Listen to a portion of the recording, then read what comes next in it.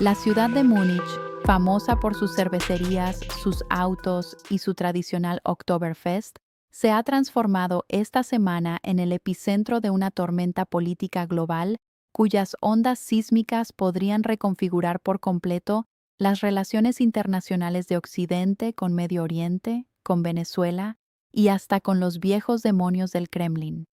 Lo que comenzó como la 62ª Conferencia de Seguridad de Múnich, un foro anual que reúne a líderes mundiales para debatir estrategia, amenazas y diplomacia, tomó un tono furioso, visceral y, en muchos pasajes, explosivo. Por un lado, manifestantes venidos de todos los rincones del planeta pintaron la ciudad bávara de consignas inusitadas para este tipo de reuniones. Protestas masivas con banderas iraníes pre-1979, reclamando el fin de un régimen que, según los disidentes reunidos allí, ha dejado una estela de muertes, represión y miedo.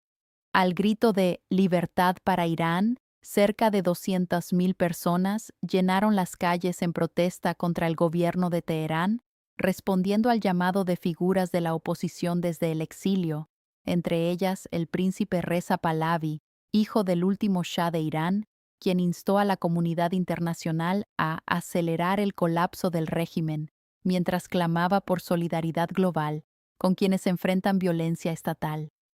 Esta monumental movilización de ciudadanos contrasta con un paisaje diplomático tenso, donde la presencia de líderes políticos occidentales en Múnich se ha mezclado con discursos moderados y otros que no lo son tanto.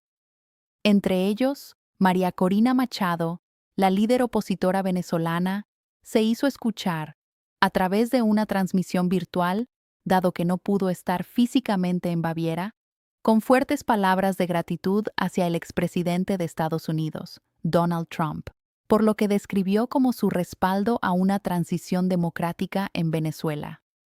Al dirigirse a la audiencia internacional, Machado expresó una profunda gratitud del pueblo venezolano y aseguró que la participación estadounidense sería un motor decisivo para acelerar una transición política en el país sudamericano, aún marcado por años de crisis, exilio y acusaciones de autoritarismo.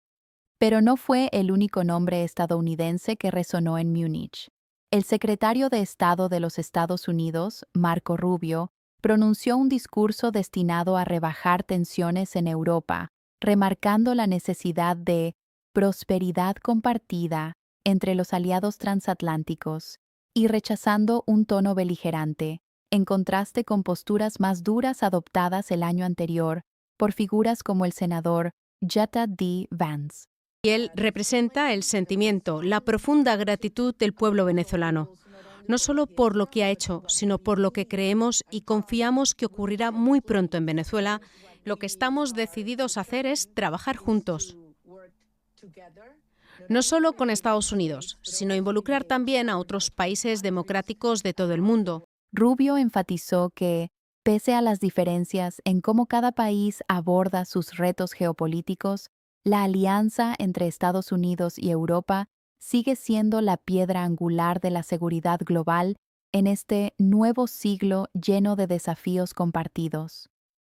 Frente a estas declaraciones diplomáticas cuidadosamente hilvanadas, surgió otra demanda estridente, la del príncipe Pahlavi, quien logró transformar a Múnich en un altar para la causa iraní. En su discurso ante miles de manifestantes, denunció al régimen como débil y al borde del colapso y pidió a Occidente, desde Washington hasta Bruselas, que no miren hacia otro lado mientras Irán se desangra internamente. Su llamado no fue solo a Estados Unidos, sino a una comunidad internacional que debate hasta qué punto debe involucrarse en los asuntos internos de Teherán sin desencadenar una confrontación de consecuencias insondables. La magnitud de la marcha, que las autoridades estiman en más de 250.000 participantes, subraya la profundidad de una crisis que ha provocado enfrentamientos entre ciudadanos y fuerzas estatales, con miles de muertes registradas y decenas de miles más detenidos dentro de Irán en las últimas semanas.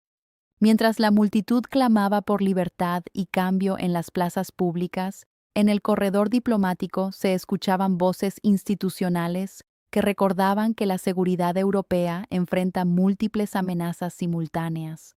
La presidenta de la Comisión Europea, Ursula von der Leyen, insistió en que Europa debe asumir una mayor responsabilidad en su defensa, en un contexto donde las tensiones geopolíticas no paran de escalar y las alianzas tradicionales se ponen a prueba. Su mensaje, aunque más comedido que los llamados a la intervención de algunos sectores, subrayó que la independencia estratégica de Europa frente a potencias como Rusia y China es un objetivo urgente, no una aspiración a largo plazo.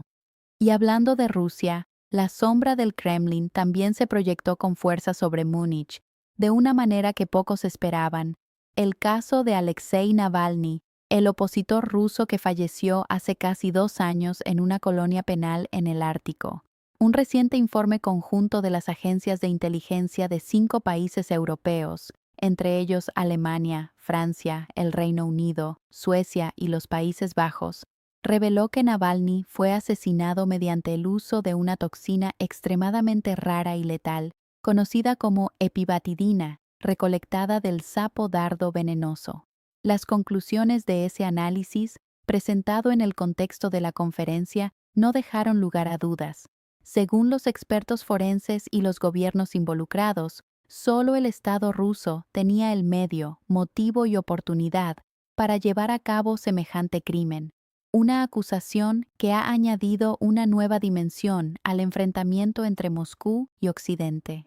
Hemos luchado unos contra otros, luego nos hemos reconciliado, luego vuelto a luchar y reconciliado de nuevo.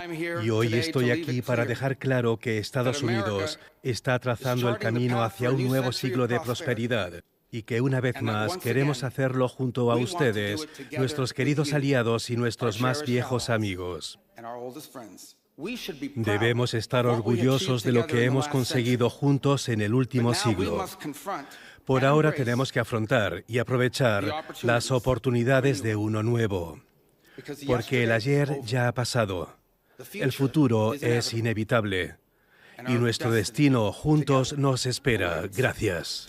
La acusación no solo sacudió los pasillos oficiales, sino que encendió debates en medios y redes sociales. ¿Es este un caso aislado o parte de una campaña de represión más amplia contra la disidencia? Para muchos analistas, la inclusión de este hallazgo en un foro donde se discute la seguridad global, junto con protestas por Irán y debates sobre alianzas transatlánticas, evidencia que las democracias occidentales están tratando de recuperar la narrativa sobre derechos humanos frente a los autoritarismos que desafían el orden internacional. Y mientras las autoridades rusas rechazan categóricamente cualquier implicación, la presión para llevar formalmente el caso ante la Convención sobre Armas Químicas ha aumentado, con gobiernos europeos anunciando que podrían presentar denuncias formales ante ese organismo global. Sin embargo, no todos los líderes presentes en Múnich comparten un mismo enfoque. La conferencia también fue escenario de tensiones diplomáticas más sutiles. Mientras las protestas contra Irán reclamaban apoyo internacional para una transición democrática, funcionarios de Teherán calificaron el evento de circo, criticando la retirada de invitaciones a representantes iraníes oficiales y denunciando que la conferencia ha perdido su seriedad al dar tribuna a opositores exiliados. Tales declaraciones muestran la fractura no solo entre Oriente y Occidente, sino dentro del debate global sobre la legitimidad de las protestas, la intervención extranjera y la soberanía estatal. En este escenario febril, la propia ciudad de Múnich se convirtió en un tablero de ajedrez internacional. Más allá de la sala principal del hotel donde se desarrolla la conferencia, plazas, avenidas y parques se llenaron de manifestantes de todas partes del mundo, desde europeos defendiendo una mayor autonomía regional, hasta iraníes exiliados clamando por un futuro sin ayatolás ni represión, pasando por ciudadanos occidentales que ven en la causa de Navalny un símbolo de resistencia contra los regímenes autocráticos. Más aún, La presencia de figuras como María Corina Machado, aunque mediada por videoconferencia, muestra que incluso los conflictos latinoamericanos tienen un lugar en el gran tablero estratégico europeo. Su llamado a un Trump internacionalizado en políticas de transición democrática, aunque fuertemente polarizante en Venezuela, resuena con ciertos sectores que argumentan que la presión internacional puede ser un catalizador para el cambio político en regímenes autoritarios. Otros, en cambio, ven en esta postura un riesgo de que la soberanía se subordine a intereses geopolíticos externos, un debate que no se limita a Caracas ni a Teherán, sino que se replica en muchos gobiernos cuestionados por su legitimidad. Las conversaciones en Múnich, en definitiva, han dejado claro que el mundo ya no está dispuesto a mirar de reojo los conflictos internos de otros países como meras noticias lejanas.